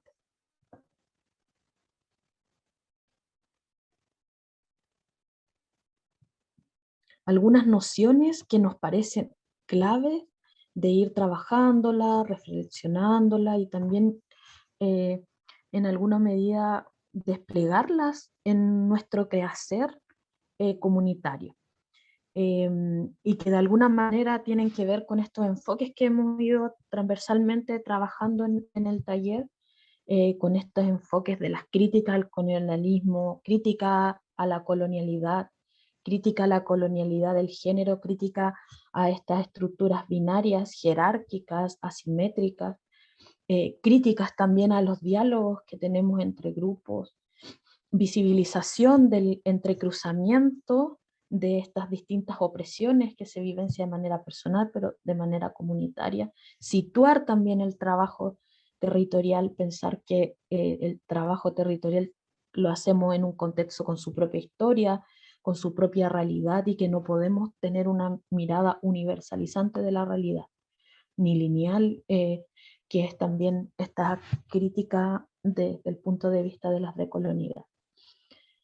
En ese sentido, proponemos como una noción muy básica poder superar esta idea denominada el mimetismo colonial, que se refiere al deseo de que ese otro, otra, otre, distinto a mí y a la vez inferior a mí, sea reformado, lo podamos reconocer como un sujeto que tiene una diferencia, pero que puede asimilarse a nosotros, entendiendo el nosotros como ese ideal capitalista, blanco, heterosexual, pero que nunca va a ser exactamente como ese otro hegemónico, ese otro ideal. Entonces hay que buscar salirse de esa idea de querer asimilar o querer reconocer y decir sí, como por ejemplo cuando decimos son parejas de lesbianas, pero parecen un matrimonio heterosexual o tienen prácticas como si fueran heterosexuales. Que salir un poco de ese entramado que sigue perpetuando y que sigue reproduciendo estos modelos desiguales y jerárquicos. Por otra parte, consideramos que un trabajo, una intervención con enfoque de género, también involucra el aspecto político de quienes lo ejercen. Es decir, que también son prácticas políticas que se van a desplegar en diferentes espacios. Y asimismo, estos grupos colectivos, como las mujeres, las disidencias, mujeres que son migrantes, mujeres de pueblos originarios, disidencias migrantes, disidencias de pueblos originarios, se desarrollan en distintos espacios y eso los tenemos que reconocer. Pueden tener sus propias prácticas dentro de sus casas, de sus hogares, dentro de sus comunidades, en los lugares de trabajo, en las calles, en los territorios, en espacios como juntas de vecinos. No tenemos que tener una mirada reduccionista de dónde se despliegan esas prácticas políticas, sino que tener una mirada mucho más integral. Por otra parte, tenemos que reconocer que existen lugares propios, es decir, lugares propios donde se juntan las mujeres, donde se juntan las disidencias, donde se reúnen personas, mujeres migrantes, personas migrantes, y que también hay espacios que son amplios, que son interculturales, donde podemos dialogar. Pero también hay que considerar esos lugares propios para ese encuentro, para ese trabajo, para encontrarse, para construir política, para construir práctica, para desarrollar iniciativas. Y finalmente nos quedamos con una cita de una feminista argentina, también que proviene de esta línea de colonial, que es Karina Vidaseca, que plantea que los estados son empujados por la necesidad de reconocer las diferencias, pero al mismo tiempo negarlas o ocultarlas. Y en ese sentido, las preguntas que nos debemos hacer es, ¿en qué término es posible pensar esas aceptaciones? ¿Es posible abrir caminos políticos en los intersticios de los estatutos del Estado? Y también nos invita a pensar, ¿existen esos espacios, estos espacios que están entre medio, entre las fronteras de estos cuerpos, de estas subjetividades, de estas comunidades? ¿Y en qué espacios sociales y comunitarios se encuentran? Y aquí tenemos la imagen también de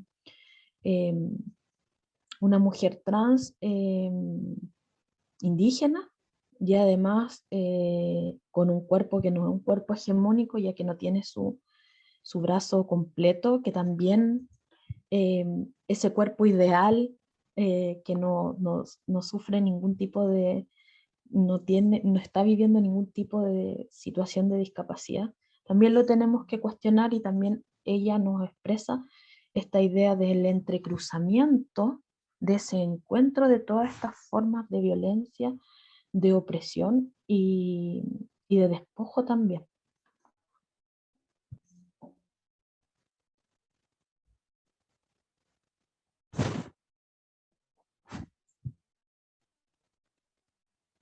Y para cerrar, otra clave que nos parece fundamental, y muy fundamental, es la dimensión de los saberes y los lenguajes que pueden generar transformación social. Primero, nuestras prácticas políticas, nuestra intervención, son éticas situadas en su propio contexto, bajo sus propias realidades, sin sin homogeneizar las experiencias, ni tampoco considerar las que son la totalidad de todas las experiencias. ¿A qué nos referimos con esto? Cuando hablamos de mujeres negras o mujeres racializadas, no podemos considerar que todas las mujeres racializadas son oprimidas y que viven la misma experiencia. O por ejemplo, no podemos hablar que todas las mujeres originarias viven la misma experiencia, sino que también tienen sus particularidades. Todos los grupos tienen sus particularidades, entonces por eso hay que situarse siempre y contextualizar la acción y la práctica política. Además, es necesario hacer una valoración de los conocimientos locales y colectivos que tienen las mujeres, las disidencias sexuales y de género, que han producido conocimiento histórico que han heredado a través de sus ancestras, de sus memorias, y conocimientos que han ido produciendo también en los movimientos sociales. Los movimientos sociales, los movimientos políticos comunitarios construyen sus propios saberes, y eso los tenemos que valorar, tratar y considerar como formas también de abordar la realidad, de interpretar la realidad o de responder a ciertas situaciones de la vida.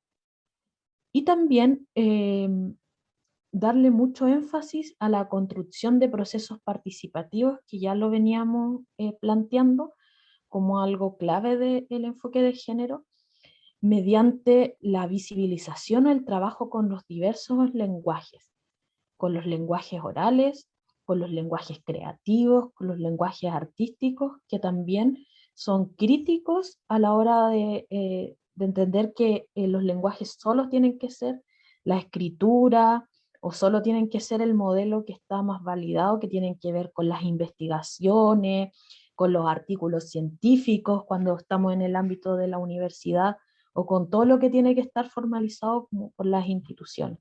Es importante que podamos abrir espacios donde creemos con otros lenguajes que se pueden cruzar también. No significa que no podamos escribir. La escritura también es central para estos movimientos, ya que siempre han estado escritos en otras, han escrito sobre nosotras, las mujeres han escrito sobre los pueblos, otros han escrito, son relevantes, pero también visibilicemos la oralidad y otros recursos. Y aquí cerramos con esta gráfica de un artista que recuperó una frase que divulgó el movimiento de mujeres indígenas en Guatemala, que está defendiendo sus propios textiles, y dice: los tejidos son los libros que no pudo quemar la colonia, que da cuenta de que los pueblos de América Latina, de distintos lugares y contextos de América Latina, han construido conocimiento, los grupos de mujeres han construido conocimiento, y esos conocimientos son válidos, son importantes, hay que recuperarlos, y además tenemos que ponerlos en práctica como ejercicios de descolonización, despatriarcalización y de decolonialidad de nuestra propia práctica.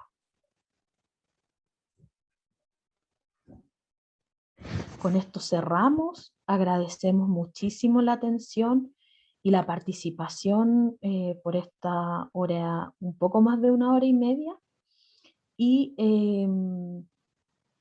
abrimos el espacio a algunas preguntas, comentarios que quisieran plantearnos. Como les comentamos al principio del taller, como equipo preparamos un set de distintos recursos que nos pueden servir para autoformarnos, que la autoformación también es central, porque muchas veces quienes hemos estudiado carreras universitarias no tuvimos asignaturas dentro de nuestras mallas curriculares que aprendiéramos sobre estos enfoques críticos, y hemos ido buscando espacios de autoformación, o en los mismos movimientos sociales hemos encontrado nichos para poder aprender, reafirmar alternativas para el trabajo comunitario y el trabajo en la misma intervención. Así que vamos a hacerle llegar ese material.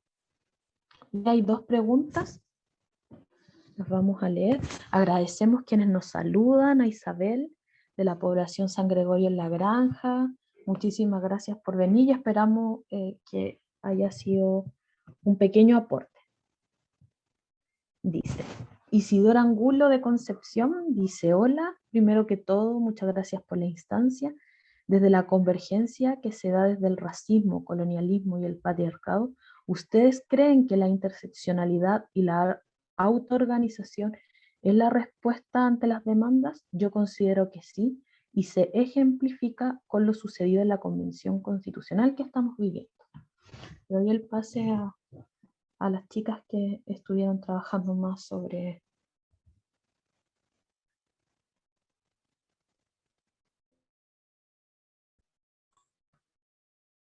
Hola, no recuerdo el nombre de Isidora. Bueno, sí, pues hemos visto con el ejemplo, ¿cierto?, la práctica de la autoorganización de las comunidades y cómo han logrado y romper un poco estas estructuras políticas, ¿cierto? La Convención Constitucional ha sido un tremendo aporte, está rompiendo muchas estructuras, jerarquías como las que nosotros planteamos acá, y por eso también es importante, y nosotros partimos este enfoque desde esta base, porque para nosotros lo principal es ver el enfoque de género desde este cuestionamiento a las estructuras y a lo que nos han eh, en la misma educación superior, ¿cierto? Nos han enseñado, ¿cierto? Estos conocimientos y han enterrado los saberes ancestrales, ¿cierto? Nosotros tenemos muy poco conocimiento de la cultura mapuche, por ejemplo, de nuestro territorio, y ahora con todo esto de la convención y con todos estos movimientos hemos podido aprender, y así es más que nada autogestionado. Entonces sí, yo creo que la autoorganización es súper válido para poder, y la interseccionalidad también, para poder entrar en este sistema y empezar a romper un poco este sistema. Bueno, y esta práctica también que nos da la universidad también, que también rompe un poco con las estructuras que tiene la universidad, ¿cierto? Y de compartir saberes, y saberes que no necesariamente son europeos, ¿cierto? Desde los conocimientos que tienen los académicos, sino que también vienen desde nuestros propios territorios. Así que esa es la respuesta. Gracias por la pregunta. Gracias, Isi, por la pregunta. Para complementar a Dafne, evidentemente la autoorganización se liga con otro de las propuestas que tienen por lo menos estos feminismos críticos decoloniales, que tienen que ver con la autonomía de los movimientos, y que también van a ser muy importantes porque en muchos procesos anteriores los estados, incluso el Fondo Internacional Monetario, Fondo Monetario Internacional y otras instituciones también han cooptado los procesos que han surgido de los propios movimientos, como por ejemplo esta idea o esta categoría de interseccionalidad surge desde las mismas mujeres afroamericanas que estaban viviendo sus propios procesos, teorizando su realidad, recuperando también lo que había pasado con las mujeres negras en otro momento del feminismo, que fue con el sufragismo, con las sufragistas, y ellas desde esos análisis de su propia vivencia construyen esta categoría que sirve para explicar lo que se vive. Entonces, de alguna manera, los estados, estas instituciones, se corre el riesgo de que puedan cooptarlo, y esa cooptación también significa releerlo de otra manera y quitarle el potencial de alguna manera transformador o subversivo que plantean estas teorías, que son muy críticas. Entonces, como bien decía Dafne, la autoorganización va a ser una clave fundamental en el desarrollo de estas ideas y propuestas. Yo quiero complementar también,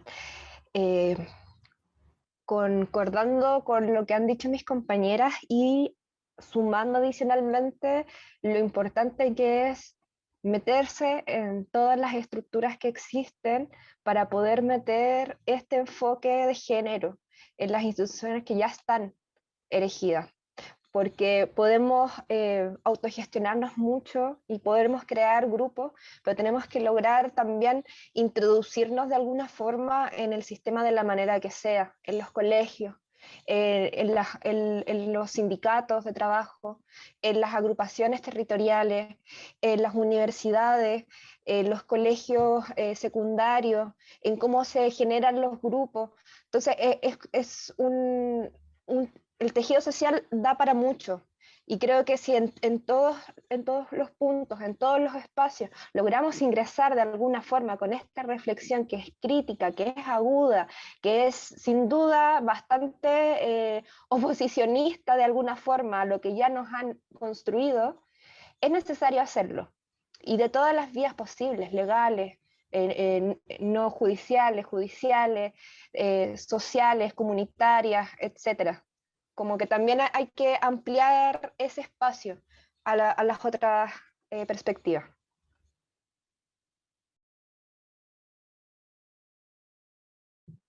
Gracias, Doris. Tenemos otra pregunta de Nayad Muñoz, también de Concepción. Dice, hola, consulta a las panelistas. ¿Cómo hacer visible el enfoque de género sin que la intervención desde, comillas, profesionales o técnicos, cierre comillas, se imponga en el trabajo con las comunidades? En él a reconocer la diversidad de problemáticas, discriminaciones por el sesgo interseccional. Gracias. Muy interesante la pregunta de Nayed y que también nos interpela a quienes trabajamos desde un programa, un municipio, de un programa en una institución como un CEFAN o inclusive cuando trabajamos en una misma organización social desde una posición o desde un lugar técnico o profesional. Yo voy a dar mi opinión y después le doy el pase a las chicas. Es importante hacer una reflexión en torno a cómo se ha construido desde un modo colonial el conocimiento, que ha sido una construcción individual. A diferencia de lo que plantea los enfoques de género y feministas, que el conocimiento es colectivo, que se socializa, que es grupal. Entonces eso ya hace que la relación o la construcción del conocimiento no se generen relaciones jerárquicas. Es decir, que tenemos que hacer un diálogo de saberes y ese diálogo de saberes es pensar los problemas, interpretar la realidad, ver la realidad, no solo desde los conceptos, sino que también involucrar que en ese conocimiento están nuestros cuerpos, están nuestros afectos, la emocionalidad, nuestras propias memorias individuales y las memorias que tiene ese territorio o comunidad.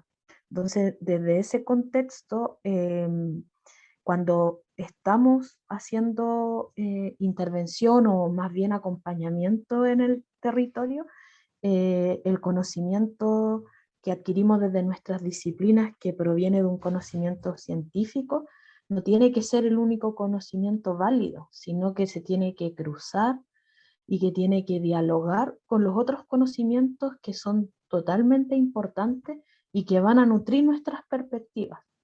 Y eso también involucra una posición y un encuentro, un diálogo, el escuchar, el aprender que como profesionales podemos escuchar, podemos ser conscientes de toda esta historia que hemos ido trabajando en el taller, desde nuestra historia colonial, de ser conscientes también de todas estas discriminaciones, de ser conscientes que hay un modelo binario, de ser conscientes que nuestras cuerpos están generizadas, y eso va a implicar que vamos trabajando de otra manera, pero la clave es escuchar y dialogar, y pensar que el conocimiento, a pesar de que nos enseñaron que era así, no se construye individualmente, sino que es colectivo. Ya tenemos que ir cerrando, pero no sé si alguna de las chicas quiere dar una opinión muy breve. Cortito, que lo que tú decías, que nosotros tenemos un conocimiento, puede ser técnico, profesional, ¿cierto? Pero siempre desde el enfoque de género se pone al servicio de las comunidades. No se arrasa, nuestro conocimiento no es superior a las comunidades, a las personas, sino que todo lo que nosotros aprendemos lo ponemos al servicio de ellos, porque con ellos también se puede construir mucho más. Muchas veces vamos a aprender más nosotros, los profesionales o técnicos, de las personas con las cuales vamos a creer que vamos a llevarles algo, y vamos a poder desarrollar mejor nuestra profesionalización. Eso, muchas gracias. Gracias por la instancia. Gracias a todas, todos y todes por haber participado, y muy pronto van a tener noticias de nosotras con lo que nos comprometimos. Así que nos vemos, muchas gracias.